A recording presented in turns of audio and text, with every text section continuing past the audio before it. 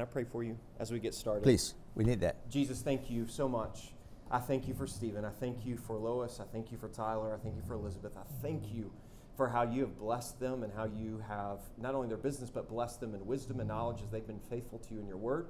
So I pray that as he teaches us and he and Lois just pour out that wisdom, Spirit of God, would you just encourage us? Would you help us know how we can grow finances for our families and for our churches? I pray this in Jesus' name. Amen. Amen. Amen. Thank you so much, Pastor Jonathan. And good to have all of you this evening. And, just thank God by His grace that we are able to be here. And thank you for that prayer because I think I shared with Pastor Jonathan briefly, but all of you are like my target practice this evening. If you understand what I mean, I was in the military, and in fact, in a couple of weeks, I will be actually doing a mission trip in Japan. Speaking in Japan, probably this is my 4th time over the last 15 years, and quite a bit of what I'm sharing this evening is actually what I'm going to deliver in Yokohama, Japan. So I'm using all of you as target practice by the grace of God, right? And it's good, right? And it's all good. So half of my team are here. I have 2 teams. After 31 years in practice as a financial advisor, I have a team in New Jersey and a team in Florida. So in fact, tomorrow this time, I will be almost in Florida. So works out well.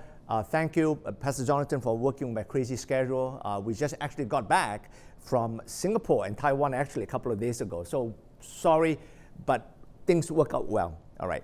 So the title of my presentation tonight with my daughter Lois is Growing Your Finances Responsibly. So I'm going to do kind of an introduction and all that. I'll give you a quick overview. And this is my clicker. If you see me doing this, I'm not trying to be rude or whatever, right?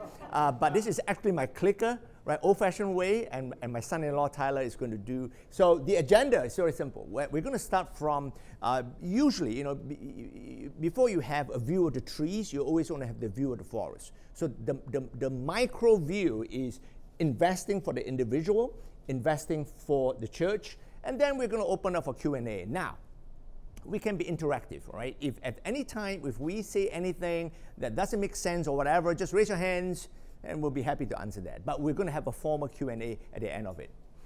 So, formal disclosure, I have to because I'm an actively practicing advisor. We have clients in 28 states right now after 31 years and probably 9 countries in the world. So formal disclosure, my offices, who I am, visit my website and all that so we can get this over with. So first of all, a Bible trivial. How many verses in the Bible, both the Old Testament and the New Testament, talks about finance, money, and wealth? How many of you think it's less than 100? Raise your hand. Less than 100? No one. Okay, good. B, 200 to 500. Anyone?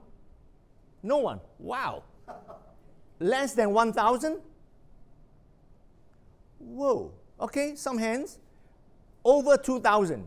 All right. Now, this is fun. So a lot of you probably know the answer. It's actually more than 2,000. Anyone can give me a precise number, and obviously I Google check and all that and confirm it, right? Precisely, how many verses, Old and New Testament, covers finance, wealth, money, and all that? Don't be shy. It's interactive. What do you think? How many? I don't know. You don't know. Make a guess. 2,500, 1. 5,000, 2, another shot. 3,500. All right. The person that is the closest, the answer ready? If anyone ever asks you, is 2350. And the person who has the closest answer is actually, ma'am, you. A prize from my firm to you. So this is an indestructible water bottle. And if you go around, you see anyone carrying that, you know they are clients of mine. So we have all kinds of gifts and all that. So very good. Interestingly, prayer and faith is around 500. Money is 2,350. Not to downplay prayers and faith, but I just want to let you know that there's a lot of things covered about money, about wealth and all that. So I'm really thankful that Connexus and what you guys are doing, right? You are educating the community because let me tell you, it is rather pathetic. America is in pretty bad shape. I can tell you because I'm a financial advisor for 31 years. And I wish that, hey, when I was in school and all that, right, there are talks about finance, money, and all that. Most people, especially dentists and doctors and all that, after they come up from school, they are very, very broke. And they are very broke for a very, very long time. And they have no idea how to deal with money. And because, unfortunately, most people do not know about wealth, finance, and all that. So this evening, what is special, which I'm excited about, is I'm going to share with you not all 7 biblical principles, which I'll be delivering in Japan in a couple of weeks, but I'll be sharing with you at least probably 3 or 4, depending on how interactive and how interested all of you are and all that, right? And but those are 7 biblical principles that are found in the Bible. I can assure you that if you follow them, you will be fine. If you deviate from them, you will be in trouble. That I can assure you. Not my words, but based on the words given in the Bible, right? A couple of years ago, I used to give lecture for 5 hours. Then one day, I prayed about it, and God said, you're not very smart, right? Write a book. So 10 years ago, I spent 2.5 years of my life. The 10 financial mistakes you should avoid. There are 10 chapters in there. So I did a lot of my writing in Australia. My mom lived in Australia. I do a lot of my thinking and all that. And I said I will compress all my 5 hours into a book. So make sure every attendee tonight, you're going to get a book. Have we given it out? Not yet. So on the way out, complimentary from me to you, get a book, and that will compress 5 hours into a book. The final chapter of my book, I struggled for a while. I prayed about it. I said, what should be the final chapter? So the final chapter of my book talks about the 3 stars in heaven: health, wealth, and time. And this evening, all of you are here. You should be very thankful because you're pretty healthy. Wealth, you're all blessed, tangibly and intangibly, and you have the time. Therefore, you're here. So there's only a window for you, the youngest in the room, and probably the oldest. I think probably I'm one of the oldest probably in the room, right? There's only a window where the 3 stars are perfectly aligned.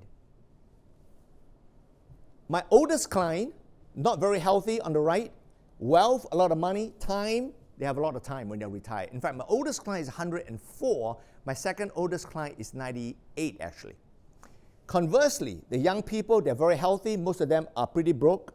Time, depending whether you're working or not. So one of the stars is actually missing, and therefore you're not able to travel around the world to enjoy life and all that, right? So when the 3 stars are aligned, be very thankful. So these are all my formal disclosure of who I am and all that, and I was speaking to Pastor David earlier on. Interestingly, Pastor David talks about your church is in Amherst. My father-in-law came to this country as a Baptist pastor in Trusting God, and the first place that they stayed, including my wife, was in Amherst, Queens.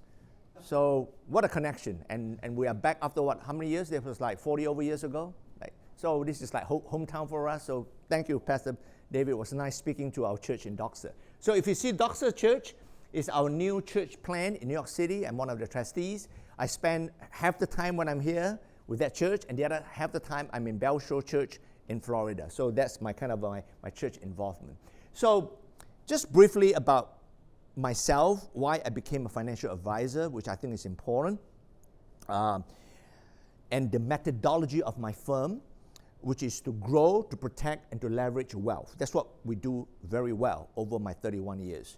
So my father grew up in Singapore. I grew up in Singapore, obviously. And in 1959, which was a while ago, he borrowed $3,000 from my grandma. He bought the first yellow cab in Singapore. And my dad was a pretty remarkable man. No education, no nothing. He went to school at night to learn some English. He grew that small little cab. To 1980, my dad had 150 vehicles. Big coaches, minibuses, Mercedes-Benzes, Hino buses, Volvo, to the second biggest transportation company in Singapore. Pretty amazing for a guy with no education. Unfortunately, by 1985, my dad ran into serious problem. That's why when I graduated from Australia in 1985, I helped to run my dad's business for 3 years before we sold the business. So my dad made 3 critical mistakes, and therefore the title of my book, The Financial Mistakes You Should Avoid. So 3 mistakes I want to share with you. Number 1, my dad hung around with the wrong advisors. The words of King Solomon, in the presence of many advisors, your plan will succeed. So young people, if you're younger than me, hang around with the right people, with the correct advisors. Words of King Solomon, words of wisdom. My dad unfortunately listened to the wrong advisors. Number 2, my dad, for every dollar he made, guess what he did? He buy more vehicles. Question to all of you, is a car, a vehicle, an appreciating asset, or is it a depreciating asset? And the answer should be depreciating, right? My mom, on the other hand, was a little bit wiser, so my mom will advise my dad and say, you should really diversify and you should buy a house. So I'm so glad your next topic is about property. You should really attend that thing, that session. Very, very important, right? Because it is diversification, one of the principles I'm going to talk about later on. So thank God my dad listened to my mom. And in 1967, my parents bought our first childhood house in Singapore for $37,000 in 1967. My dad was pretty remarkable. He actually wrote a check and paid the house in cash. When I bought my first house in Staten Island, I took a mortgage. I was not as smart as my dad. Pretty amazing. Can you imagine just go to a house and say, I like this house? How much? $37,000? Okay, $1 million. Fast forward, 10 years ago, my mom sold that same house in Singapore for $3.5 million. The reason why I'm sharing all of you that is this, is to highlight to you the difference between a depreciating asset and a appreciating asset. Okay? So a very basic principle in finance, which I'm not going to talk about formally, but which is really important, is this. Money makes money. If you got no money, you lose more money. Because compound interest will work against you. Meaning, if you want to buy, let's say, an iPhone 15, right, which is coming out, I think, am I right? I have the 12 or whatever. I think the 15 is coming out.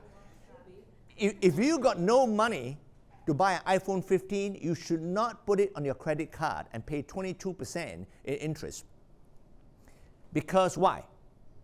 You will just go minus. You will just go broke. And a lot of people are in credit card debts and all that, and it's just bad, really bad, which you guys covered. Hopefully, most of you are our dad. You got no credit card. Make sure you follow Dave Ramsey. I'm in the world of Dave Ramsey as a financial advisor. We get a lot of referrals and all that. All right, so I thought it's important to share with you that, and thank God, by the grace of God, God was so gracious to my father. A lot of people help us, and my dad came to know the Lord. And he was overwhelmed by God's love. That's how he came to know Jesus. It was amazing, right? Through the failure, and God just humbled him, and he came to know God, and we sold the business, and by the grace of God, he rescued us. Okay, so I just want to share that with all of you.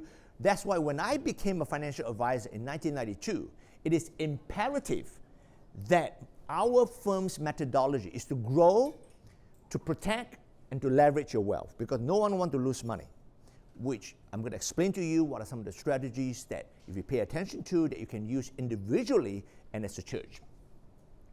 My team is the power of a team. It's not a power of a lone wolf, but it's the power of the pack, which is important.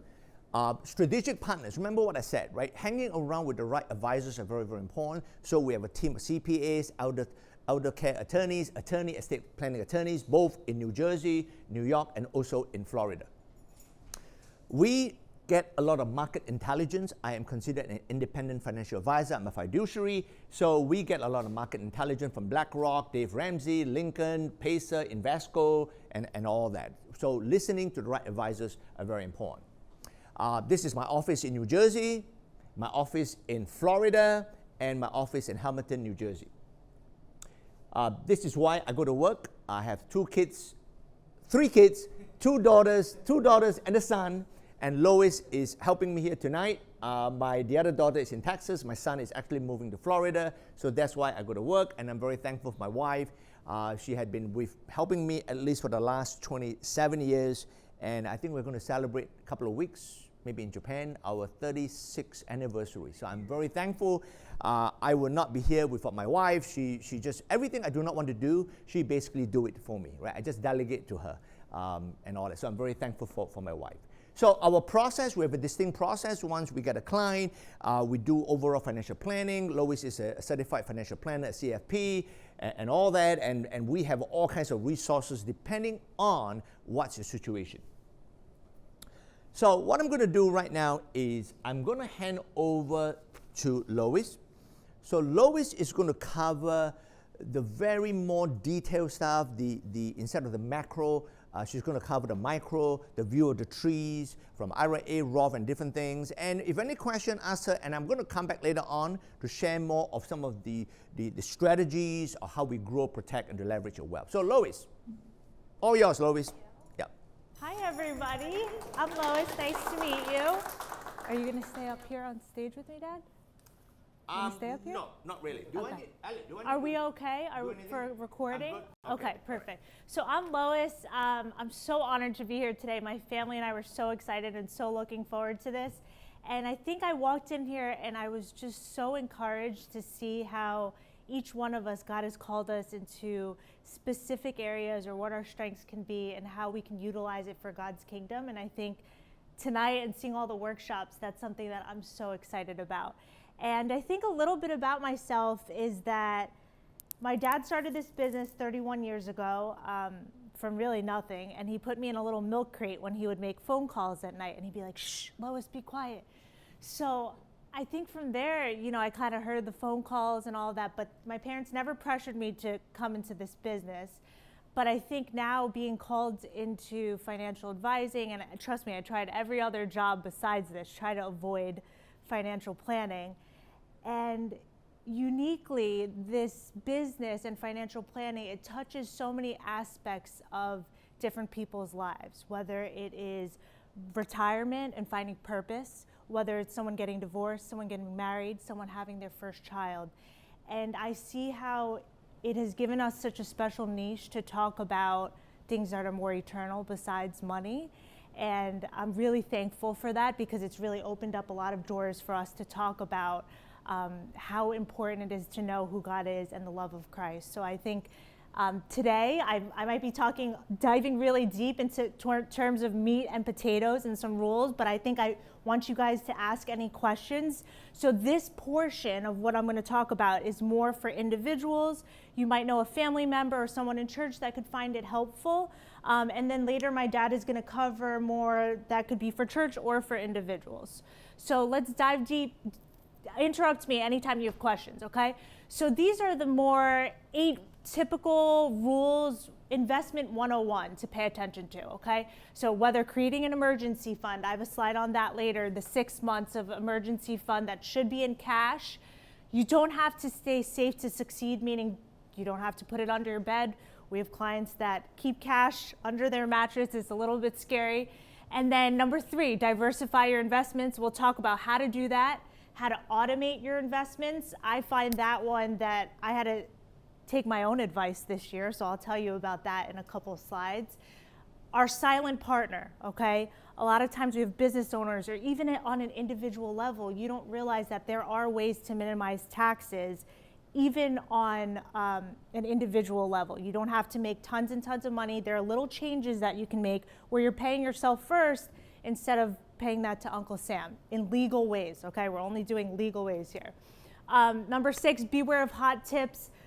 Oh man, this one is like really painful because during COVID, so many young people wanted to get into the market and they came to me and they're like, oh, I'm buying GameStop. Or unfortunately, this one is very painful. We just had a client who was a widow in Florida and her husband did all the trading. And she brought over her portfolio. It was $1 million in the statement. And her husband had $800,000 in Chewy stock.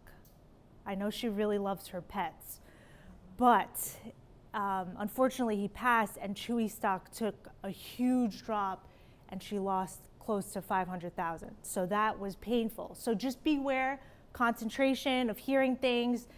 TikTok can be very helpful for certain tips, but in terms of buying a stock, it's painful, okay? Gains can be fun, but when you feel the loss, you feel the pain. Number 7, so that's why it's important to have some sort of plan, even if you have a little bit or even if you have a lot, a structure is very important. And then number 8, we're here, later we have in the folders, we're more than happy to do a commitment-free phone call. Any questions that you have, use this as a resource. We're all family and we'd love to help in any way, okay? Because I know the rules get really complicated and they change every year, and that's why we're on top of that. All right, so emergency fund, that is your rainy day fund, okay? So I typically say conservatively about 6 months, okay, in cash.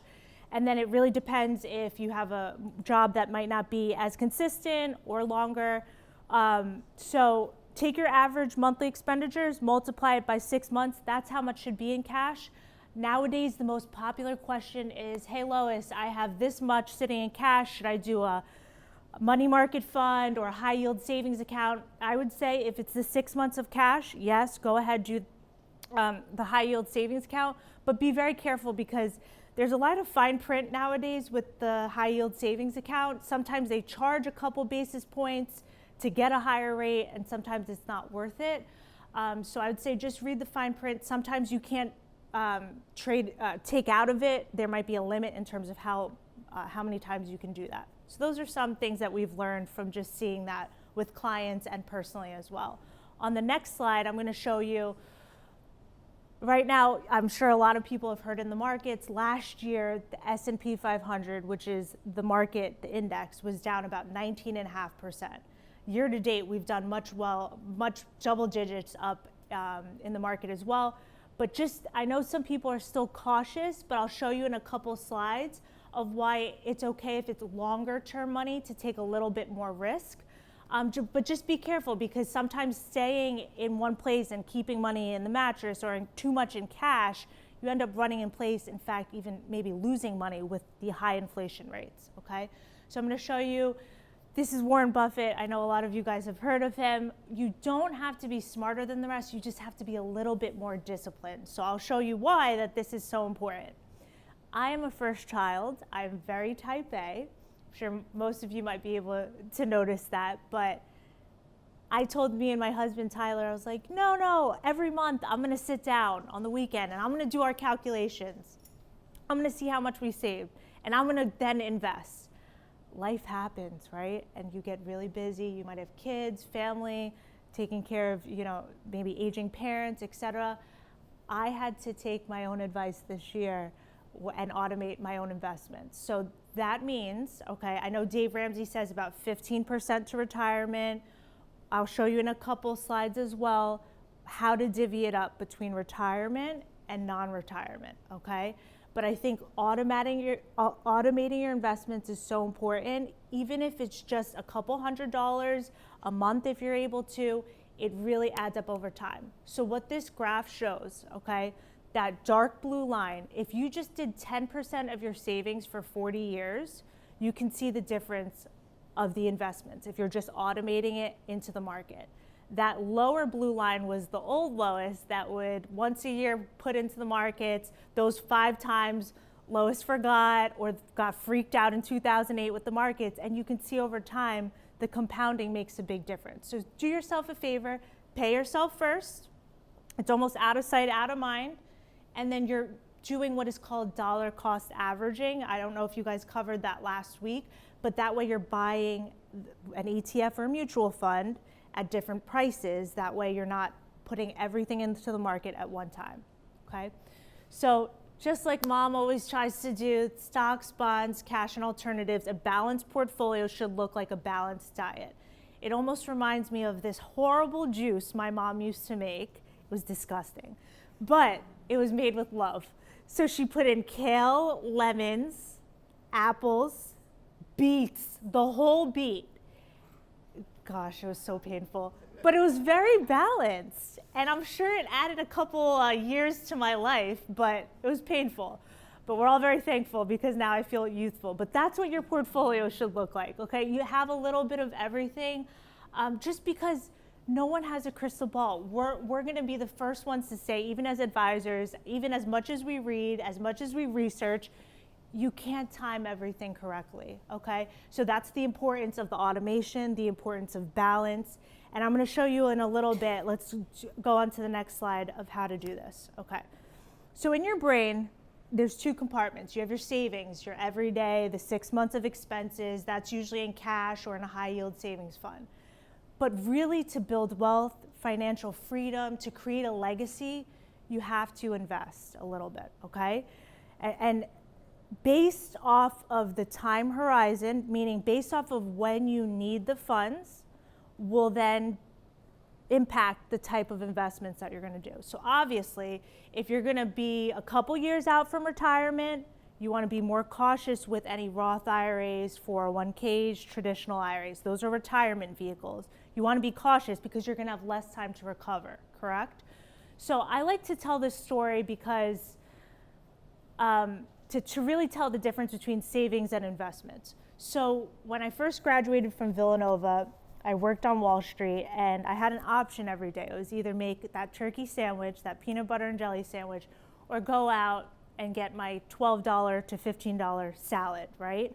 And so some weeks, even though I wanted that desperately chicken parm or pizza, I would say, all right, today, Lois, you're gonna eat a turkey sandwich. And so I slowly invested that money that I would save into the markets. At the time, my husband was in grad school, and being able to put that into investments allowed me over time, 3 to 4 years, for me to generate enough money in my investment account to pay for my own wedding. So that was like a personal story for me because I knew my husband wasn't making, at that time, my boyfriend wasn't making any income because he was in grad school. So I'm just trying to show you how you can build wealth, whatever that goal might be, whether it's your new house, whether it's for kids, etc., to be generous with others and to be able to support other missionaries. How do you leverage your money for that? So if we go to the next slide, we're going to see cash, okay, is for the short term.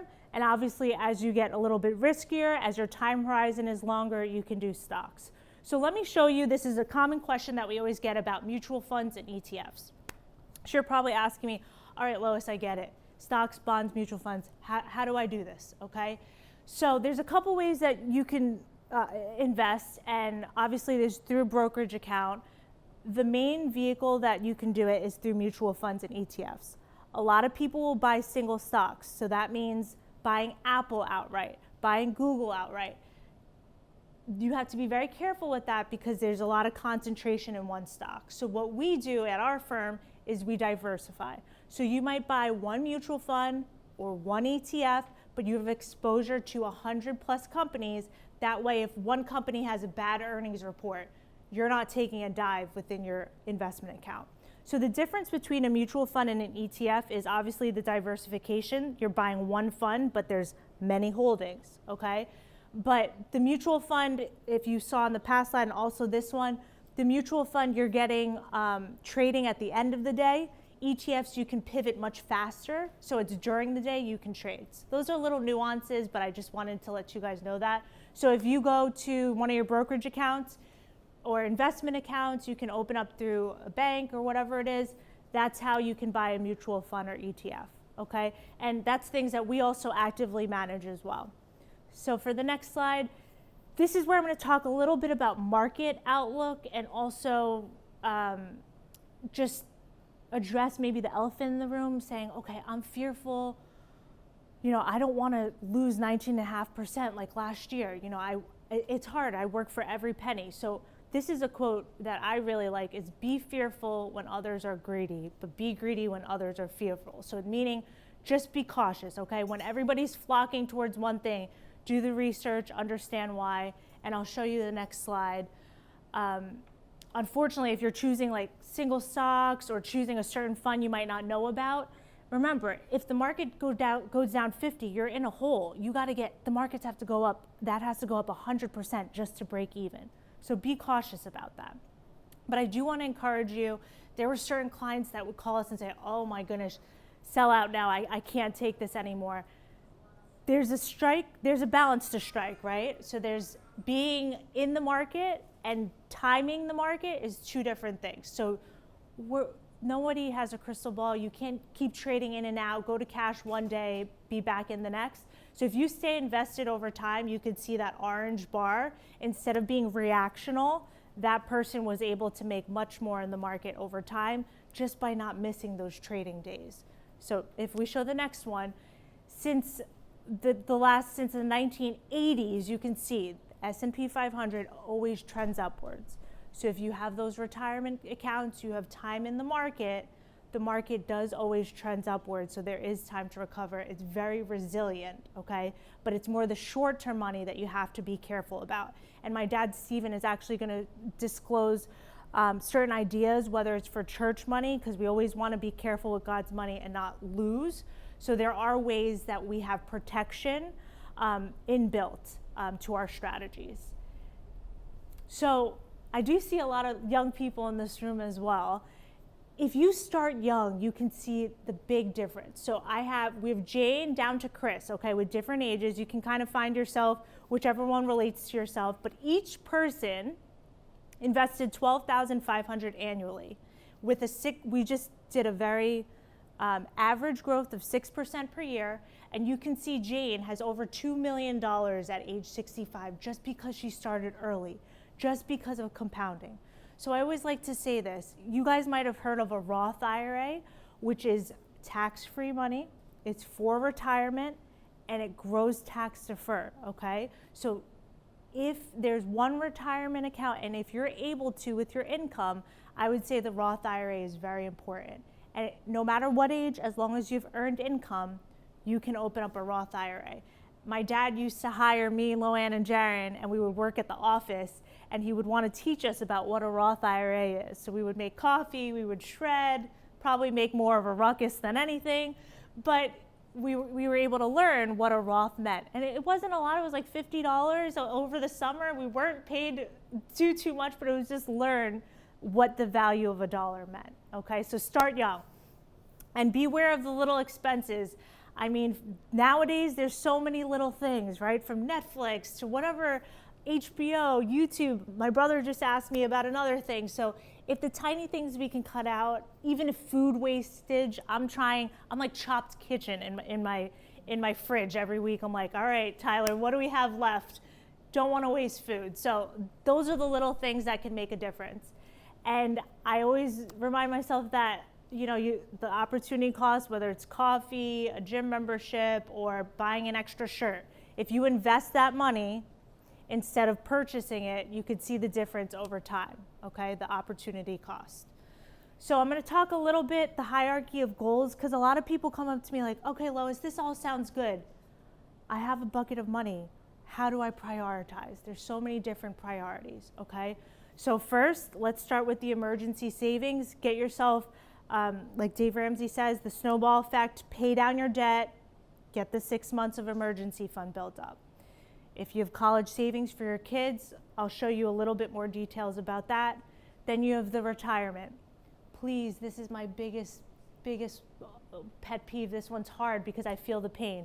If any of you have retirement funds at work that matches, don't leave free money on the table. Even if expenses are tight, just do the minimum just to get the match from your company, okay? So that's the retirement. Obviously, legacy for the next generation, and then charitable giving. I don't love the way that the charitable giving is last. I think you do your tithe, and also you want to get to a place where your money is able to support missionaries and do that simultaneously. So maybe we have to change that slide. But let's go for the next one. All right, so we're going to talk about the 3 buckets. I want to familiarize yourself with a couple different accounts. Maybe you've heard some of these terms. This is where you can stop me if you have questions. But the building wealth, okay, is in the camp where you say, okay, I have enough cash in my account, but now I have more than 6 months of cash sitting in my bank account. What do I do? That's when we can open up just an individual investment account. We try to make more than sitting around in a checking or savings. That's how you can build wealth. Financial freedom, all of those, about half of those are different retirement accounts, whether it's a thrift savings, okay, a 457, a 401k, those are all the same words, but for different careers, 403bs if you work in hospitals, etc., okay, and health savings, you might have that through work. So those are the things for financial freedom. And then for legacy, the UGMA is a Uniform Gift to Minors Act, so that there's two ways you can save for your children.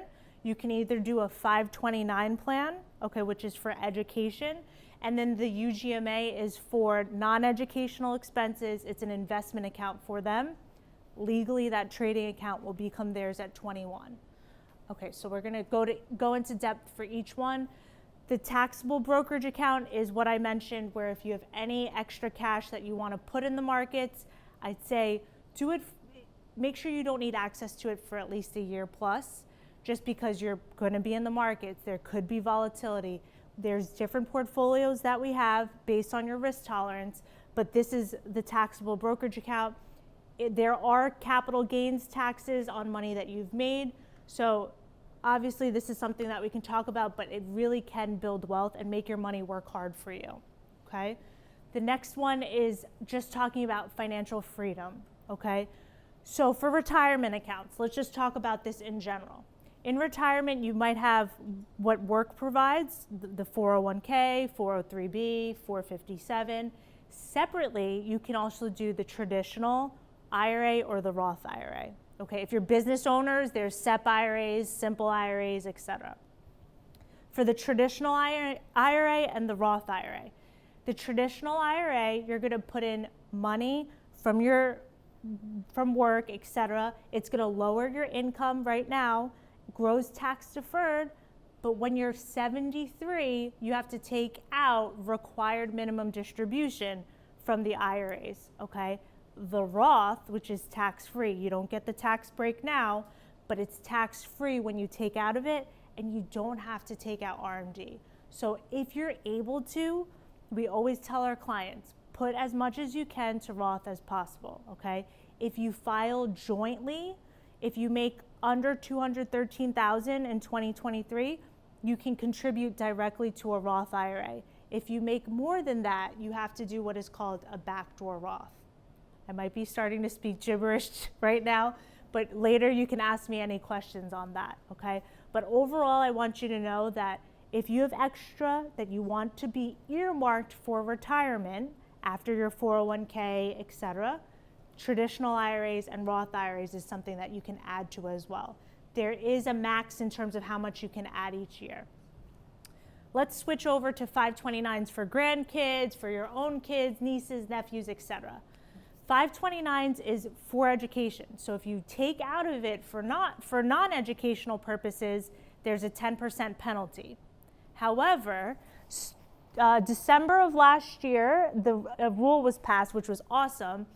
If your children end up being very, very smart, getting full scholarships, and you don't use the 529, you can now roll it over to a Roth IRA, which is incredible. That's been huge fan favorite for our clients. So that is a way that you can save for education and its tax advantage, etc. Go to the next one. So when I talked about Roth IRAs, this is what this slide is about.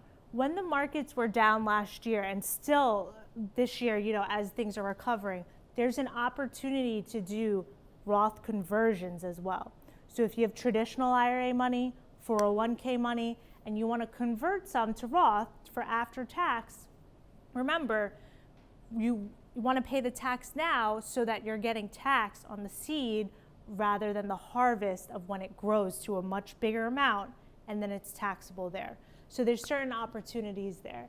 I wanted to mention one thing that was also very important. I'm not pushing anyone's age here, but at age 59 and a half, it's one of the weirdest birthdays you'll ever celebrate, because it's so precise and such an odd age. But at age 59 and a half, you can do what is called an in-service withdrawal out of your 401ks, 403bs, etc. Really widens your opportunities in terms of investment options that you can do, and it allows you to do protection, a lot of things that my dad is going to talk about in a few minutes, okay? So I just want you to remember, weird birthday, 59 and a half, I have more options, okay? Let's move on to the protection. Protection is very important because we're going to touch a little bit on life insurance here on this next slide.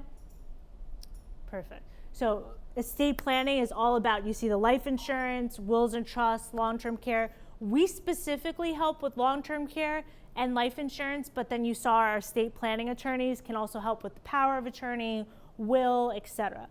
This is the most common question we get about a will, because I think a lot of people hear these buzzwords and they're like, oh my gosh, Lois, I need to set up a will right now. I'm like, okay, hold on one second. Let's talk about why you want to set one up, okay? So any of your investment accounts will all have beneficiaries. Those all go outside of the will. So if your account has a beneficiary, which please check it every year because life circumstances change, as long as your investment accounts have a beneficiary, you're good. Wills are for anything like tangible, jewelry, cars, etc. So that is for the will. There are ways, because I know it can be expensive to go to an estate planning attorney. I know Dave Ramsey has an online will partnership that he does, and it could be much cheaper if your circumstance is not very complicated, okay? So I want to be realistic here as well. And if we go to the next slide, I want to talk about insurance. So there's things, risks that you can afford, and the ones that really should not be, you shouldn't bear those risks. So it's life, your business, property, medical, etc. And I want to show you the next slide that talks about the big two differences. There's two main, there's a lot of different types of life insurance, but the two ones that you probably heard the most is term and whole life, okay? Term is most friendly for budgeting reasons, and it's, I'd say, the most bang for your buck. So if you need coverage, it's the cheapest way, but it usually covers you for 20, 30 years, and then after that, you've paid, and then you don't have it anymore, okay? So you just paid to get that coverage. Whole life, we're using a lot for leveraging. You still have a cash value even after the premium that you've paid in. So those are the two ways. We can always dive deeper, but I know I overloaded you with a lot of knowledge right now. Let me show you the next slide that is my dad's gonna take over on this 7 biblical principles of wealth.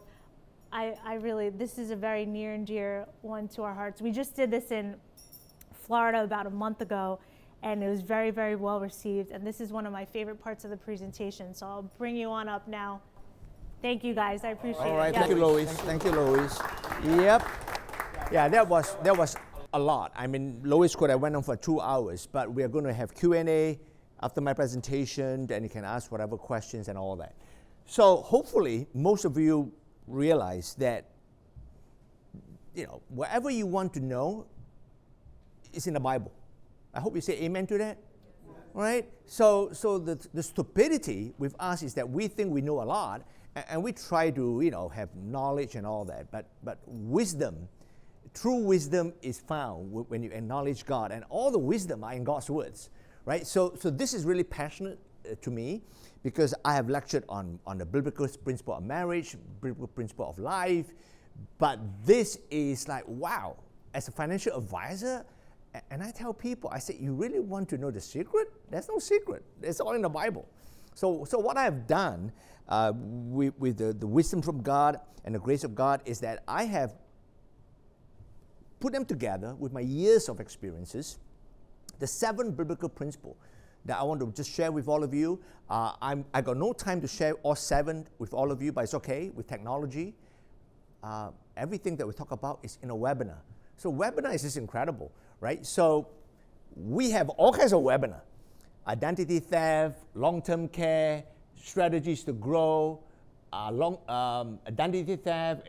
So if you want any of my webinar, just email to me, which you will get my email address at the end of my presentation, and we'll fire to you with, of course, the password and all that, right? So that will help you a lot. So tonight, I'm going to share a couple of biblical principles that is dear to my heart, and every one of them I have tested in my life by the grace of God. And I know it works, right? So I hope you can just take it to know that, hey, I'm just a messenger, and it is found in the Word of God.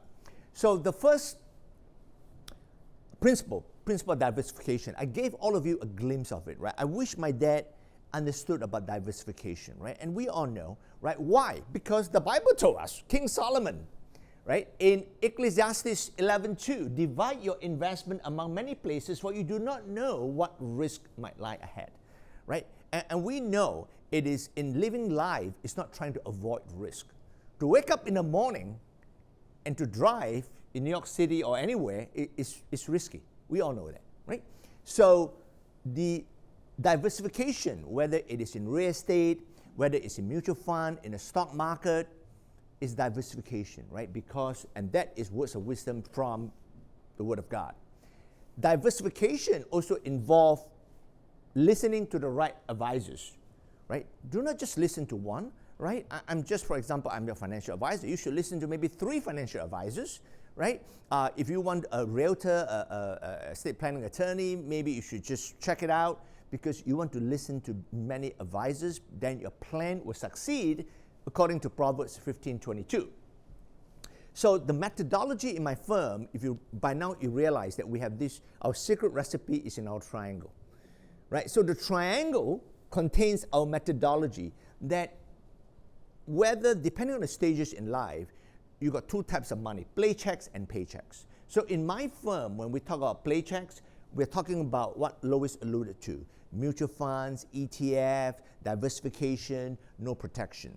The foundation is where we have the guaranteed paychecks, the guaranteed principal, because no one wants to lose money. And what I'm referring to is part of what you want to do is that you want to transfer risk, either to insurance companies or to banks, which some of you may not understand a lot. And what I'm talking about in the next slide is there are 5 different types of annuities where we transfer risk to insurance company, a concept that's only available after 2002. So prior to that, you cannot do that.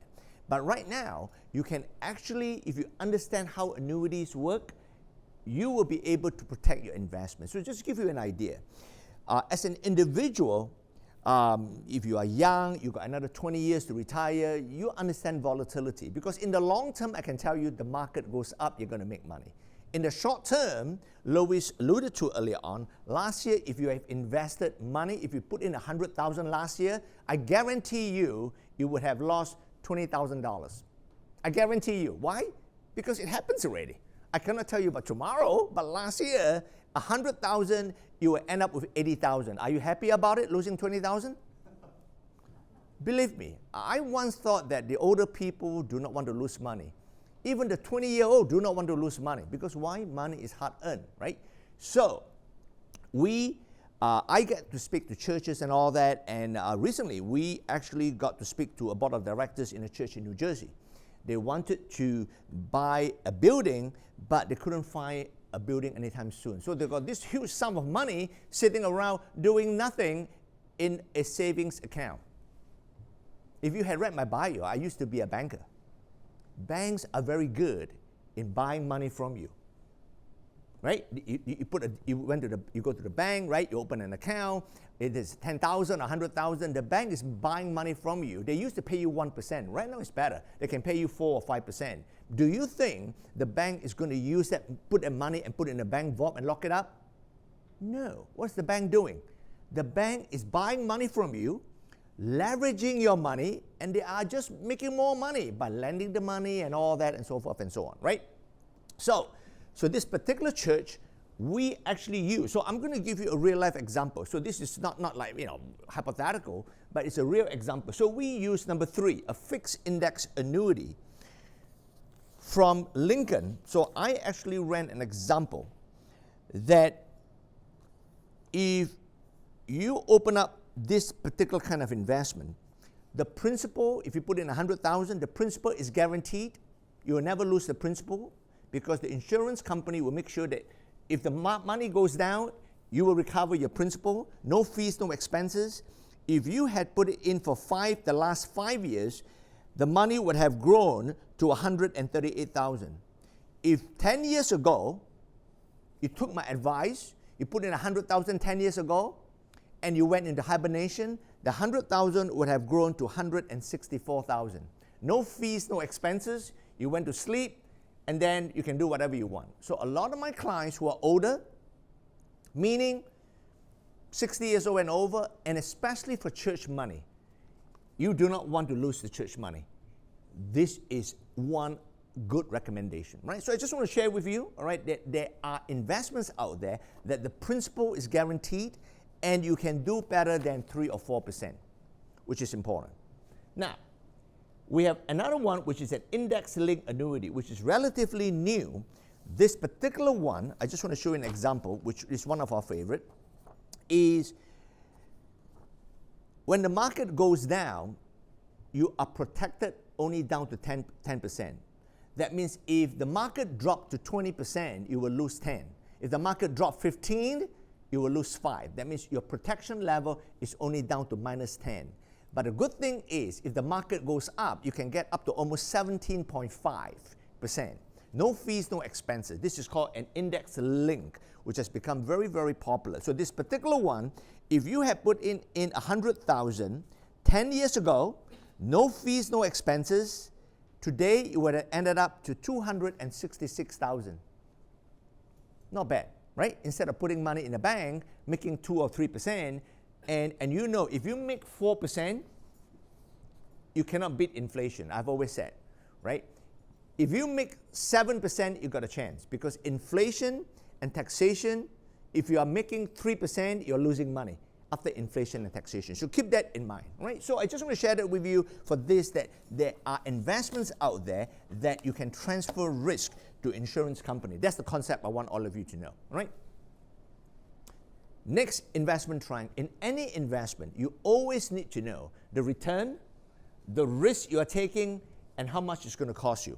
Very, very important. So what we do is whatever investments you have or you got no idea, we will run what we call a financial MRI, right? Like if you go to a surgery, God forbid, you need an MRI, we do a financial MRI for you so you know what you're doing. Now, the kind of risk factor, next slide I'm going to show you, is especially when you go into retirement or when you're growing your money, there are all kinds of risk factor.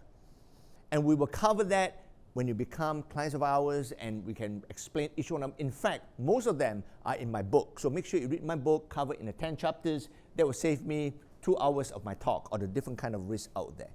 Long-term care, most of you are pretty young, so I will skip long-term care. I think it's irrelevant. At some stage, you'll probably talk about it, but it's okay. Next. Principle of planning.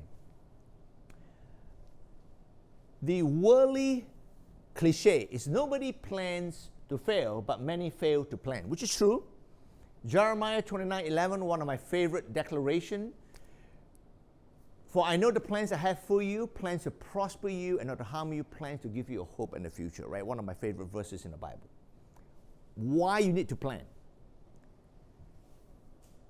Because it's like, hey, you plan for your life, you plan for your marriage, you plan to have an architectural plan. So in my firm, what we do is that we have what we call e-money. We are able to take all your information, your life insurance, your will, your mutual funds, your 401k, your 403b, Guidestone investment, whatever you have, in one place, and all the information is updated every morning at 6 o'clock. So it is great for planning for whatever we do for you. So I just want to show you that. Next. So we use what we call a financial planning guide. So this is a document like, when you go to a doctor's office, the doctor say, hey, sit in the waiting room for like half an hour, fill up the questionnaire. So this is really important in our process where before you become our clients, we have to ask you all kinds of questions. So this is how we work on your plan. So this is God telling Joseph to let Pharaoh know to do this, to take a fifth of the harvest of the land, because there are going to be 7 years of abundance and 7 years of famine. This verse, why is it important? Because people ask me all the time, Stephen, so I got a good salary, I graduated, I'm doing well, so how much should I put away? I think people ask me that maybe a couple of times a week. So I found out the answer is in the Bible. And the answer is, anyone? A fifth, right? A fifth is percentage, 20%. Meaning, if you are able to put 20% away. If your salary is 100,000, I'm just giving an example. It could be more, it could be less, but if it's 100,000, if you can put away 20%, meaning whether it's a 401k, a 403b, brokerage account, whatever you do, you put away 20%, which is $20,000 at a return of 8.5% average return for 20 years, you will reach almost $1 million. In fact, today, hot out from the oven, I think it's from Bloomberg or Google Finance, that in America, you need at least $2.2 million in order to be considered pretty wealthy. Right? So I just want to give you an idea, right? So remember this, if you can put away 20%, yes ma'am, go ahead. So that 20%, is that 20% of your own money, or is that 20% of perhaps what the company matches? Is it just your own? Yeah, this is your own. Yeah. I'm not talking about matching. Forget about the matching. The matching is a bonus. All right? So I'm talking about whether it's your 401k, Roth IRA, 529, 457, traditional IRA, a set plan, whatever all these plans are, whatever it is to keep it simplistic, right? If you make $100,000, right, my suggestion is, first of all, you really got to give 10% tithing and all that. I'm a big believer. You have to give God first, right? So you have to, Lois said, right, of the triangle, right? That's a worldly example. You should really give 10%. If you do that, God is going to bless you, your cup will overflow. After that, you put away 20%. That's my suggestion. And you will be fine, let me tell you. And with compounding interest work on your side, you will reach $1 million. That's how you reach $1 million. And people ask me all the time, how do I get $1 million? That's all you do. That's all. Right? Next. The principle of stewardship. This is the parable of the bags of gold, right? You all know that in the Bible, this is a great parable, right? A rich man was going away, called the 3 servants, right? And give 1 talent, 2, whatever. Remember what happened? Of the servant who did not do it correctly, what he did? Very good. The other 2 servants multiplied, right? The servant, what he did? He buried it. He just did nothing with it. So the lesson learned is you should leverage what God gives you, whether it's your gifts, your finances, you just got to multiply it. And the reason why you're going to multiply it, which I alluded to, is if you just buried your money, or if you just make 1 or 2%, you got 2 serious issues. 1 is inflation, 2 is taxation. Interestingly, inflation right now, today just dropped to around 4.5. It used to be 6 or 7, but I can tell you inflation is higher than that, right? Most of you know how expensive things are. So this was my mission trip probably maybe 10 years ago in Japan.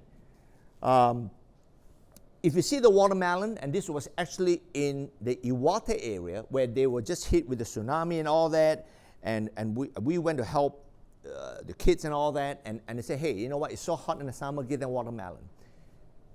Do you know if you see 2,800 yen and whatever, that watermelon there in US dollar 10 years ago, US dollar, guess how much was the watermelon 10 years ago in Japan?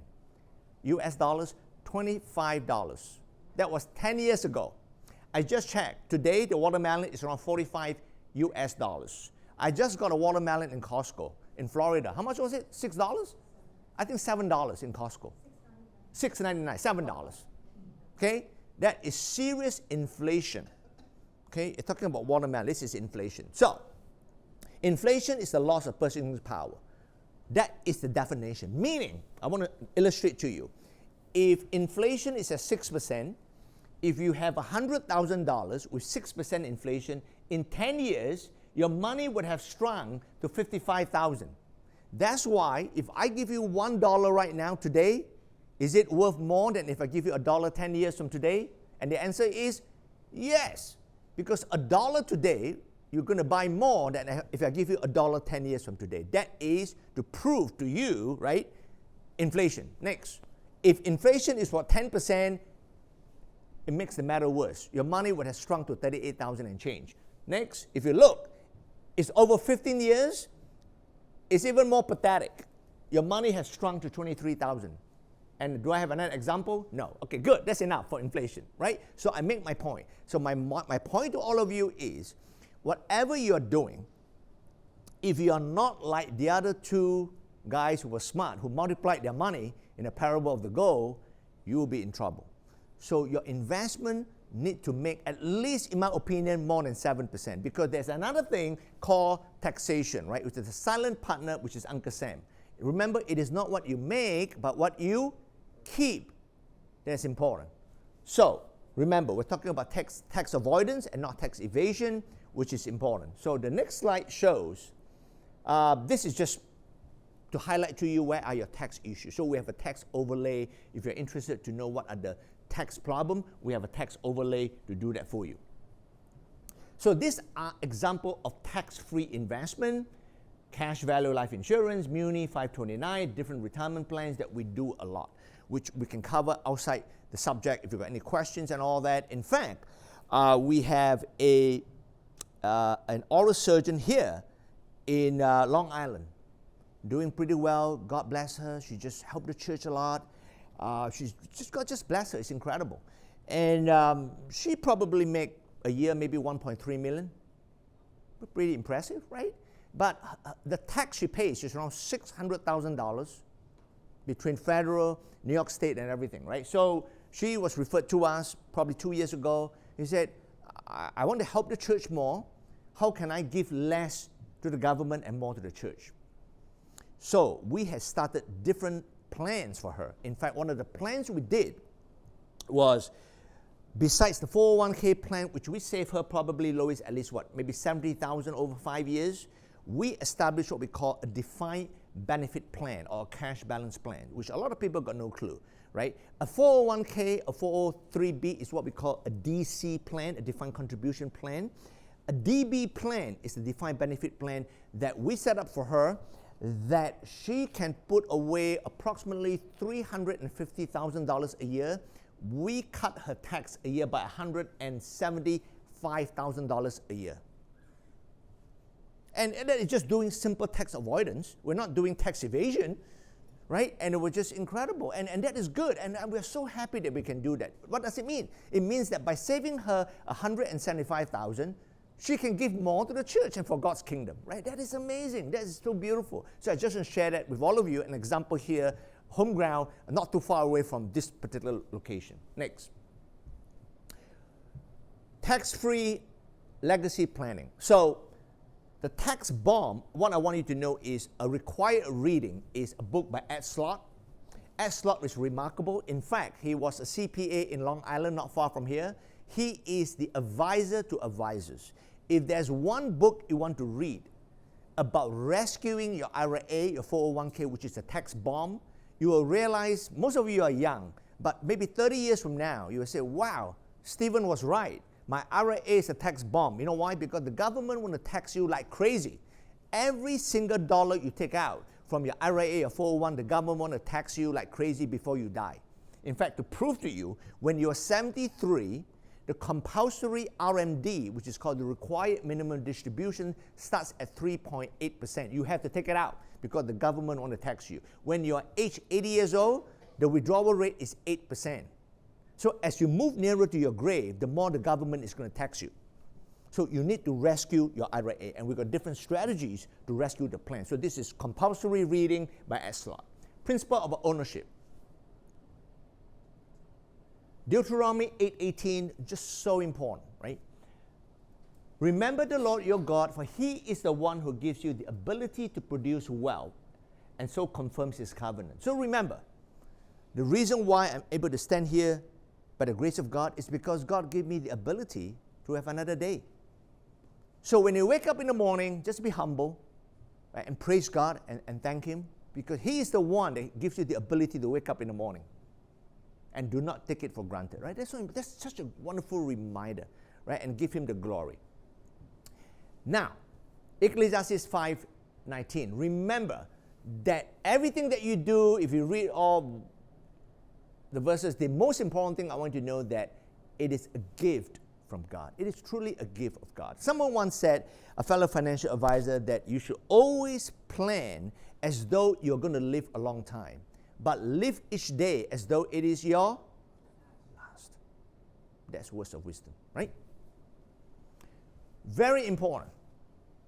Most people think they own everything. The biblical way of looking at things is that we only have possession, but true ownership belongs to God.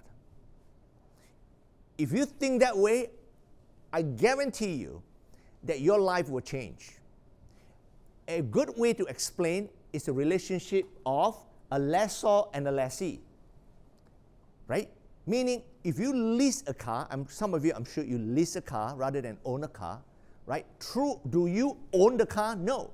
The ownership belongs to the lessor. You only are the lessee, you have possession.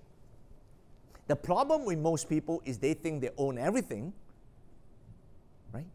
We are only in possession. So, an incredible book that is a game changer is by John Ockberg, which is a Swedish pastor. This book was recommended to me maybe 10 years ago.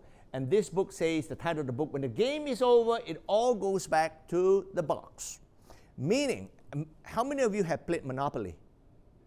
Very good. Sometimes after 4 hours, pretty boring, right?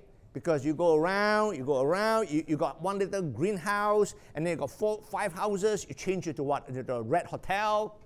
And then after everybody got bored, what happened? When the game is over, everything goes back to the box. When your life and my life is over, we also go back to a box, which is a little bit bigger. It's called the casket or the coffin. That is the box. That's what happened. Have you been to a funeral and behind the hearse, they have a U-Haul truck behind as though you can take all your belongings? You cannot bring all your belongings to heaven, right? Right? The Bible reminded us, naked we came, naked we're going to return. The problem with most people, they think they can take it with them. Interestingly, I have many coaches in my life, and one of my coaches usually would say, no one on the dying bed will say, I wish I spent more time in the office. That is true. Most people on the dying bed, usually what do they say? I mean, Pastor, you can help me out. Most people, I mean, you pastors probably know better than I do, right? Pastor Jonathan, sorry, I put you. More time with my family. Okay, we need to give a gift to Pastor Jonathan. Give him a gift. Give him a gift before he falls asleep. I'm just kidding. Yeah, can you repeat that? More time with family. More time with yeah. I'm telling you, most people will say, I wish I spent less time in the office, this JP Morgan, this Citibank, why am I so stupid? I give my life away, I slaughtered them Saturday, I did spend time with family. That's what happened, right? Because remember this book, believe me, is a game changer. You read I'm just summarizing the book for you. But he's such a great writer, John Ockberg, and he's just incredible. Remember, when the game is over, everything goes back to the box. Now, remember earlier on I told you that everything you have, it is a gift from God. And I think most people do not understand God, and I confess that it took me many years, by the grace of God. I was born again in 1977, so I came to know Jesus when I was 15. I'm just so blessed. Some people say, I want to party all my life, and then before I die, at 90 years old, I want to accept Jesus. I say, you know what? You are so foolish. You know why? Because you miss out. You miss out on all the blessings that God is going to give you. This devotion guide, I used to use it for years with my wife before we go to sleep. The 100 names of God. If you finish this devotion, you will know the 100 names of God. Can anyone name me some names of God before I review it in my next slide? Anyone? Give me a name of God in Hebrew? Adonai. Yes, a gift for Adonai over here. I'll review the next slide. So I'm just giving you some example, all right? Elohim, Jehovah Jireh, El Shaddai, Emmanuel, Jehovah Shalom. It's just incredible, right? I mean, there are 100 names. Oh, you got the blue one. All right. Thank you for helping out. If you finish that book, you will have an intimate knowledge of who God is. Right? And I found out when I finished this journey of this devotion that God is the one who is waiting to just unload his blessings to us. The problem with most of us is that when God knocks on the door, when Jesus knocks on the door, you know what we're doing? We're having party. That's why one of my favorite verses in the Bible is Revelation 3:23, that behold, I stand at the door and knock. Jesus is not going to force you to open it, but most of the time we're having our own party or we're full of ourselves, we just do not want to open the door. That's the problem with us. But if you know God and know Him intimately, that He is just there to unload His very blessings to bless us. It's just incredible. And I'm just talking about why everything is a gift from Him based on that wisdom from Ecclesiastes. So some important Bible references, I can go on if I've got time, but these are verses that are very dear to my heart, that I have applied in my life. Remember, the love of money is the root of all evil. It's the love of money.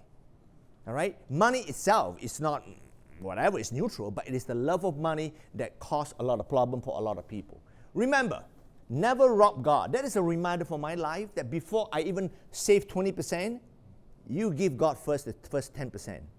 Right? You do that. And then give Him more, because you can never outgive God. And that is incredible. I up to now, I've been born again for such a long time. I'm trying to figure out the human math and God's math, right? The human math is if we give $1, if I give $100 away right now, I'm out of $100. But when we give God $100, He multiplied many times. Don't ask me why, but the way it works is different, right? That's why the Bible says it is more blessed to give than to receive. That's why, which is the verse on Acts 20:35 over there. Thanks. How many of you have a live verse?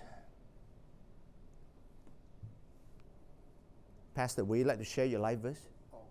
Just give us your live verse. You do not have to share. Just give us your live verse. It's our brothers, sorry. Our friend, oh, I forgot. What? So my friend is, Friend is closer than brother? no, so a friend is something and a brother's born for anniversary. I thought a friend is something, I'm sorry, yeah, thank you, yeah. A friend loves them all the time and a brother is born for anniversary. Okay, very good. We have another gift? We have enough gift to give? I think that's the last one. Thank you. My wife just told me this is my last one. Thank you for trying. So, this is my live verse. Proverbs 11:25. The generous will prosper. Those who refreshes others, he himself will be refreshed. So when I turned 40, which was actually, wow, that was 21 years ago. I'm going to be 61 soon. So when I turned 40, psychologically, it was very damaging. And I complained to God. I said, God, this is terrible. I turned 40. Right? It's something about turning 40. I don't know. It bothers me a lot, and I prayed about it. And God said, don't worry. And He gave me this verse as an encouragement. And I have lived my life, and that had become my life verse, how I choose to live my life. That I cannot understand God's math, but I was told if I keep refreshing other people, He will refresh me. And I can tell you that my cup overflows. All right? I'm not boasting to you, but I can tell you, God has blessed me in every way possible, tangibly, intangibly. It's just incredible, right? I just don't know why, but that is my life verse. That if I keep blessing people, refreshing other people, right, I'll be refreshed. So I'm just sharing with you. So my encouragement to all of you, my beloved, is that I want you to prayerfully, there are how many books in the Bible? 66. You know how many verses in the Bible? Anyone? A lot of verses, put it that way, right? There's a lot of verses. Can you just choose one? All right, so I just want you to be, this is very serious, right? I want you to be very humble, right? And privately tell God, God, you know what? I want to love you. I want to be connected with you, the Almighty God, right? Give me a verse so that I can live my life with that verse, right? I can tell you, that will change you. Just with one verse from the Bible. If you want to have a meeting with me, I think my team, if you want to have a Zoom meeting with me, any questions, anything, we give you a free consultation. You can complete this. And this is basically our process of how we can help you. Next, we want to thank you again. This is my team email. You can use this email for anything. You want webinar, you want me to speak to your church, you have any questions, I have a great team. Remember, it is not me, but it's the power of the team. So tonight, I'm just so thankful that we are here. So what we're going to do, I think we've got some time. We're going to open up for a Q&A. Ask me whatever questions And if I don't have an answer, I got many pastors here to help me, right? It's the power of the team, right? To encourage one another, to help one another. And it's incredible what the Queen's Connexus is doing, right? It's just remarkable, right? It is not the power of one church, right? It is the iron sharpens iron. Hey, that's from the Bible, right? It's not the power of one, but it's the power of the team to help one another. So I'm just so excited that tonight we can share in this excitement in your journey and with all of you. All right, any question from anyone? Wow, we covered. Yes, go ahead. I was curious about for the church to be joining a marketplace because it's a nonprofit entity. Like, how does that work? Like, Taxation. yeah. Okay, you want to? I think Lois can take care of that. Lois took care of a lot of nonprofit situation. Yeah. Nope. So what we did for many churches, the taxation-wise, we're able to set it up under the church, and taxation doesn't apply for you guys, so you don't have to worry about it. Yeah. But it is a very common question that we get.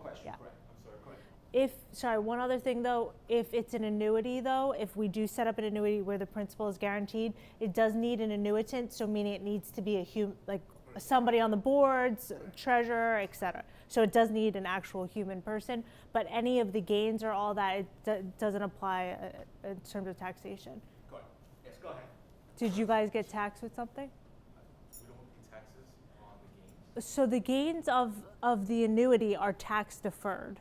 But in terms of the gains, do you know on the investment account? I'm talking about remember, if as long as it's a 501c, right? The gains are not taxed. Yeah, because it's not for profit. So, yeah. But it has to be a 501c. It has to be a 501c. Correct. It has to be a 501c. No. Correct. Yes. Correct. Yep. Correct. So, common question. So there's a couple ways in terms of the church that we've worked with. They'll usually do a base with an annuity or things that are more short term. So there's usually 2-year, 3-year, 5-year, and they'll stagger it based off of, if they're saving for a church building or whatever the needs might be. So that will be principal guaranteed. And then just like the triangle, they'll have more like of a brokerage account that's more dividends and interest paying, so that it's more conservative. So that's what they do. Yeah, there's a combination. Yeah. Please interrupt me. The example you gave, a hypothetical church that put in $100K. Yeah. For the annuities, that all was broken into the 5 different categories, or did you guys just kind of do 1 or 2 of them? Oh, I see. So you're talking about were they broken into the 5 different types of annuities? For them specifically, we just did the fixed index annuity where it was principal guaranteed because everyone on the board they wanted to responsibly take care of the church's money. All so we you need just to know, used one. All you need to know, Pastor Dave, is there are 5 different types of annuities, and they are all different. Yeah. They're They all actually different. use 2, so they use the fixed index, which is participating in the market for a little bit more higher return, because that's a 5-year, and then they use just the plain fixed annuity, which is a guaranteed rate each year, because of the interest rate environment, it's higher, so it's about 5% guaranteed each year for 3 years. So they staggered it. I noticed that you guys constantly use 5 and 10 Yeah. as year markers. Yeah. Under 5, not recommended. So the 5 we find is the sweet spot between the time period and how much you're able to make in the market. But if you look at just the fixed annuities, you could do 2 or 3-year, that's shorter term. That's usually the more guaranteed ones. And all the annuities, by the way, which is usually the next question, has a 10% free withdrawal each year with no penalties. After that term is up, you can do whatever you need. Yeah. So where our expertise comes in, Pastor Dave, is we got so many different strategies. So the question is, which is the correct strategies? That's where our wisdom comes in. Different churches are different based on their understanding, based on their board. So we have to go through an interview process and all that. In fact, this particular church, we met them probably 3 times in person and via Zoom, before they finally got it. Right? So it's a matter of understanding. So education is a big part of what we do.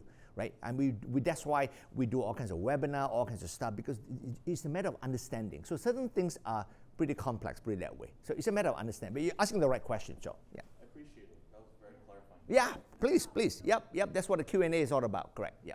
Go ahead. Anyone have any other questions about the US economy, the US dollar, gold, silver, diamond. These are all the, yes, go ahead, please. Since you mentioned it, Yes. there's this conversation about using gold as a store of value. Is that valid? Okay. So this is like, this question is being asked at least a couple of times. And I want to say that. So my question was, repeat. there's a whole conversation about using gold as a store of value. And I know every time I look up this question, even Dave Ramsey, he always responds with, it's not an investment. And that's not my question. I don't talk about it. I'm not Correct. asking about investing. Correct. But as a store of So a value, correct. Correct. shielding against Correct. inflation. Correct, correct. So I have been asked that question probably for the last, professionally, probably for the last maybe 40 years, because I used to be a banker and all that, right? I'm in the world of finance and all that. So my answer to that question is, first of all, for those of you who had no idea, something very important happened in this country in 1972. Okay? So the US dollar prior to 1972 was backed by gold, meaning the US dollar is printed mainly in Washington, D.C. Have you guys visited the Treasury? You should visit the printing press in Washington, D.C., right? That's where you're going to learn. So prior to 1972, the US dollar cannot just print money. It got to be backed by gold. President Nixon did something amazing, an agreement which is historic called the Bretton Woods Agreement in New Hampshire, signed on that day to say that after 1972, the US government can print anything they want without being backed by gold. That's why, after 1972, the US government can just print money. And the biggest printing happened in what year? Anyone knows? No gift this time. I ran out of gift, I'm sorry. 2008.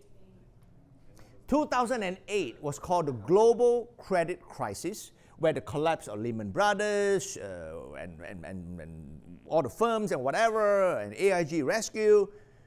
The US government, the printing press, was printing a lot of money, and there's a term called quantitative easing.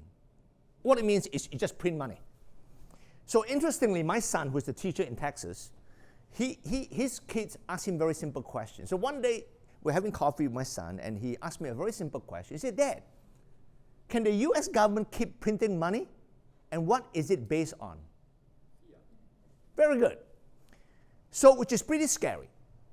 And the only reason I can tell you why the US government can keep printing money is God bless America, is because people still trust the US dollar. There is really no competition. The closest competition I can tell you is the Chinese currency called the renminbi, which I know China very well, by the way. I have lectured in China many, many times, by the way. And this question is always asked to me in China itself. And thank God, I think, and this is my personal assessment, I think it will take China probably another maybe 25 years at least, to be able to replace the US currency. The reason being, there is no trust in the Chinese economy. The Chinese actually market as a black market, which most people do not know. So when you have a black market, you cannot be the reserve currency of the world. So going back to your question, which is rather high level, is should we have some goal, or is the US dollar going to go back to the gold standard? I can tell you it's almost impossible. It's almost impossible to reprice what we have done. Should we have some goal in the investment? What the Ecclesiastes said earlier on by King Solomon. Diversification. So if you ask me, we should hold some fiscal gold, whether it's an ETF or put it at home. You've got to be very careful putting gold at home because gold is very, very heavy. In fact, one of my clients, it was in the news, in Union, New Jersey, someone broke into the house and tried to steal his safe full of gold, and he beat them up with his cane and chased all the guys away. It was in the news, actually. You can Google. Yeah, amazing. Clients of mine. So you're going to be very careful holding gold. Interestingly, true story, the caretaker of my church, my former church, Trust in God, he worked with my church for maybe 15 years. He escaped from Saigon during the Vietnam War, when the Americans lost the war in 1975. And the only reason why he's able to get out of Vietnam is because he was a jeweler with a lot of gold bars. So the only way to survive in the South China Sea with all the pirates, there's a lot of pirates, by the way, in the South China Sea, is his gold bar. That's the only way. So if you ask me, I don't think we are in the end of the world panic to have gold bar, which is pretty heavy to use. But to me, in terms of biblical standards of diversification, you should have some gold. So hopefully that answers your questions about gold, US dollar, and all that. But thank God I can tell you, the last 3 years shows you, and you should all be very thankful to be in this country. I thank God I've been to many, many places on the planet. I tell my kids, every time you come back to America, you kiss the ground for a reason. Every time there's a global crisis, the US dollar goes up. When I was in Japan 4 years ago, 1 US dollar was equivalent to 100 yen. By the grace of God, I'm going back in 4 weeks. 1 US dollar is equivalent to, anyone knows? 140 yen. What does it mean? Meaning I can buy more with my US dollar. Thank God, He knows my needs. Again, the blessings from God. How can I time it? I cannot. Another blessing from God, right? So I'm just giving my thanks. It's incredible, right? So I'm just sharing with you, every time there is a global crisis, COVID and everything, the US dollars, people just buy US dollars and keep US dollar. They are not keeping the euro. The euro tried to beat the US. The Chinese renminbi is trying their best to do it. I can tell you they'll take another 25 years to do that. All right, that was a tough but good question. Anyone else? We've got time for one more, two more? Anyone else? Yes, yes, go ahead, please. Roth IRA, okay. So is there something called like one lifetime you can convert all the traditional IRA to a Roth IRA without being taxed for the traditional IRA balance? No. So the question is, can you convert in one time from a traditional to a Roth? And I say yes. You can convert $1 million if you want, but if you're willing to pay the tax, it's taxable. However, there's always a however, there are strategies how to find money to pay for the tax. That's pretty advanced. That's not Finance 101. That is like 301 or 401, right? Outside the context of this discussion. So if you're interested, if you've got a lot of money to convert, see me, I'll tell you what are the strategies to find the money to pay for the Roth conversion. Got it? That money still coming from your own traditional IRA? No, it's not. But yeah, it's just a little bit complex to explain. But there are strategies. You've got to pay the tax. You cannot avoid that. But there are strategies to find money to pay for the tax.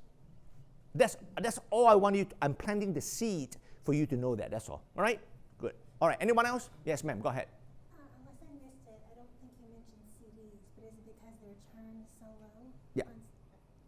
Yeah, CDs, okay, all right. So CDs is certificate of deposit. So interestingly, if you asked me that question maybe 5 years ago, CDs is not really that attractive, right? But if you know the Federal Reserve has been increasing rates like crazy, you can get right now probably a 3-year CDs maybe for 5%. That's not bad. But if you paid attention to what I said earlier on, is 5% impressive? Thank you. And in fact, it is very misleading to think that inflation is at 6 or 7%. I can tell you, inflation is higher than that. Just go to the grocery store. What do you have here? What do they have here? Whole Food or whatever. What do you have here? What are the local, where do you guys shop? Okay. Do you realize that most things have shrunk with the same price? Yes. Smaller package, smaller everything. Hey, that's inflation for you.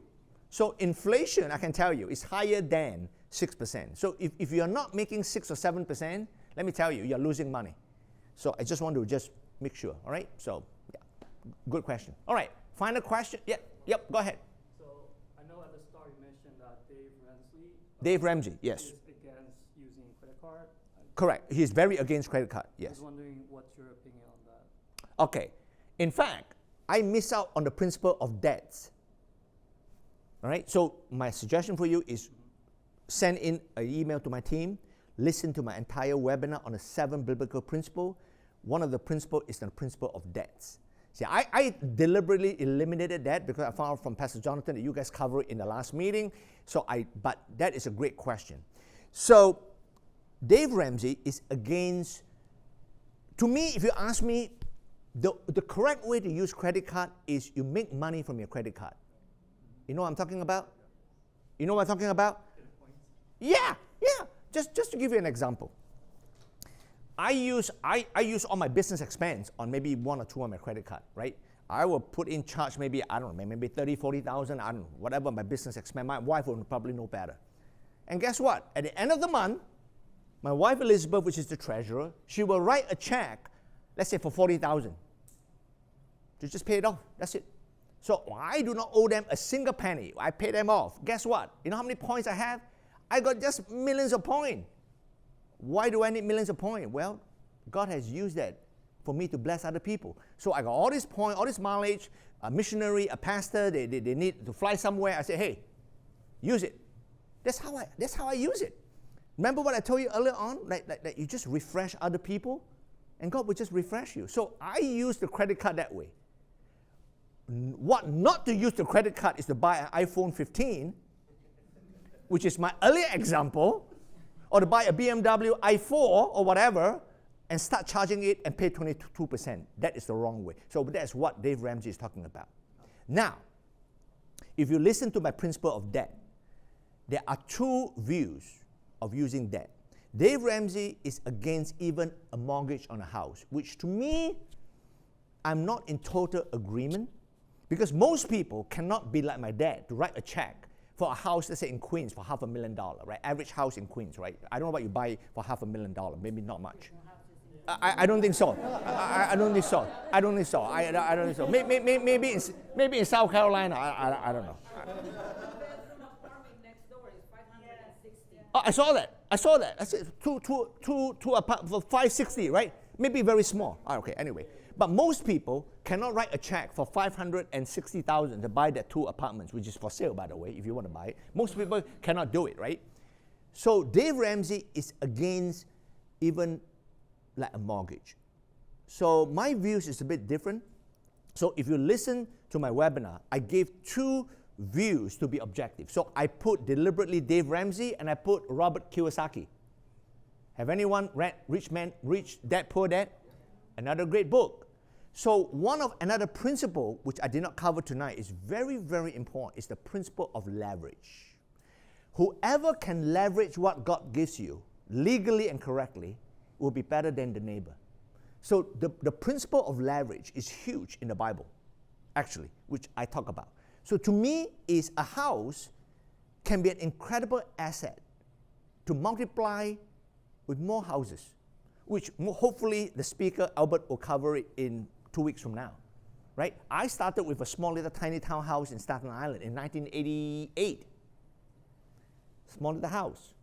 I paid down the mortgage, I have equity. Then I went to the bank. I said, bank, listen, I got this small little townhouse. I want to buy a little bigger house. What can I do? He said, no problem. You got a house. So I leveraged my small little house. I got another house. So I end up with 2 houses. Then when I have 2 houses, I went to the bank. I said, bank, I got 2 houses. Can I buy another bigger house? He said, yes. Because the bank is not stupid. Why? Because the bank is using my 2 houses as the C word, very good, collateral. So real estate is a remarkable leveraging vehicle. Oh, thank you. Oh, number 6, the principle of leverage. I talk about it, right? So listen to that, and you will understand what I'm talking about. All right, so great question. Thank you. All right, so do we have time for one more? Or one more question from anyone? From the economy, finance? Sorry. Oh, yes. Yeah, go ahead. So, first of all, I just want to thank you and Lois for coming here and sharing your knowledge. Age 59.5. Can you elaborate what's special about that age? So that's when in any of the 401ks, 403bs, anything with work, you can do what is called an in-service withdrawal. The acronym's ISW, and we can actually call with you to your company, and it expands what you're able to do. You can do a rollover, non-taxable, and you're really able to have access to so many more investments than in your 401k, 403b. Because you know what, if you have access to those accounts, you only have like 20 or so investments. So you're able to do a lot more and do protection strategies, et cetera. So that's a huge key age where with clients we'll call with you, do a rollover, and we can diversify with annuities or manage money, et cetera. So that's the key age, yeah. So far, there hasn't been a change on that age in a very long time. They've just changed that RMD age, like the last 5 years, they've changed it like 3 times already. Correct. So. Yeah, correct. I wouldn't worry about it. Maybe more for your parents, someone older than you. So you are in what we call the accumulation phase.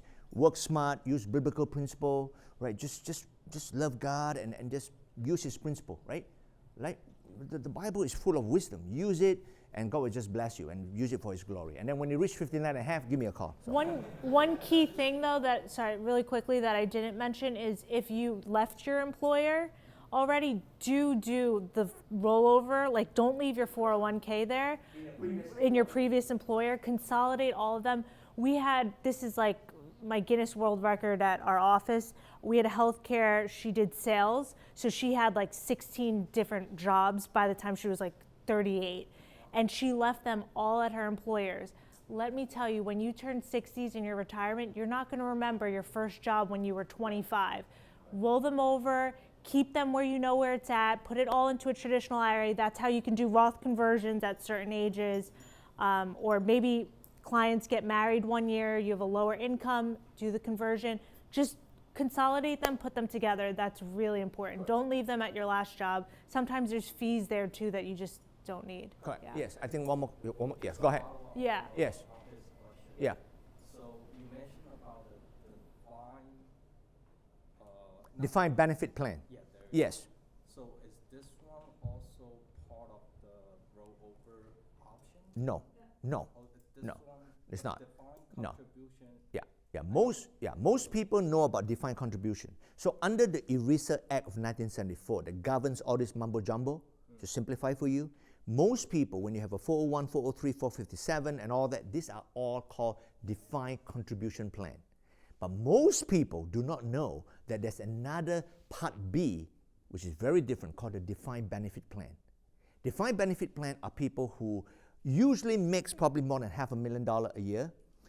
We have clients who just, as I said, they make more than $500,000. A lot of business owners will use that. Yeah. And you have to do it for 5 years where Correct. you're doing a consistent Correct. contribution. Correct. So it's quite a big amount, and you usually need to get an actuarial Correct. involved. So it's definitely Correct. for more higher income Correct. earners Correct. to do. Yeah. Similar like a pension? No, it's not. It's not. Yeah, it's you can Google. It's a defined benefit plan. It's going to be specially designed where you can put in a lot of money. You can put in a lot. Example, this client of mine, she's putting $350,000 and dramatically reducing her income tax by at least $175,000 a year. That is significant. That is significant. And she got no idea. She said, well, what can I do? I said, well, this is what you do. But it's right? definitely more involved to set up. Yeah, but that's does- fine. That's it's fine. great Yeah. benefit taxation-wise, Correct. but a little bit more involved Correct. to set up. Correct. 401k plan, you need an employee first to open. Correct.